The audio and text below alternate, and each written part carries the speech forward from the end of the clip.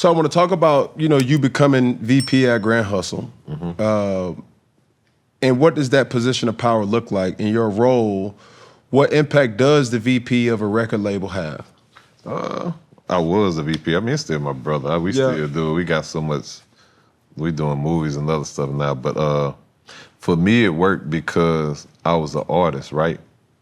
And a lot of times with artists and labels, artists tend to feel some way. Whether the label may be doing something or not doing something. And they look at it from a different perspective. So with me being the best of both worlds, understanding what that is to be the person that really handle my business and be on top of being the CEO and also being an artist, when they vent to me, I can put it in perspective to help the label understand, hey man, this was not being done and this how they feel. And from however the label feel, I can put it in perspective for them like, well look, you do gotta understand they invest in this and you, certain stuff you gotta be held accountable for doing. So that part, it ended up working itself out, because I was the glue, media. The nucleus. Yeah.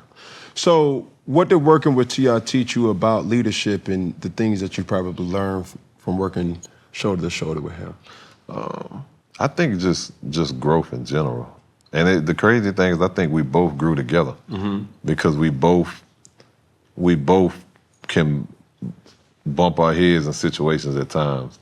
And times I don't want to hear it, he may be the one in my ear telling me to go a different direction. At times he don't want to hear it, I may be the one in his ear telling him to go a different direction. So even though we both help each other, we both can be stubborn as can be, but it still leads to we both growing, because a lot of our kids are similar age. Like we got a lot of different stuff in common. You got to think from we both got little girls now that control our life, and they both stars in their own way. For sure. So it's just we definitely grow, and business wise, we do different things to just try and elevate because the goal is legacy.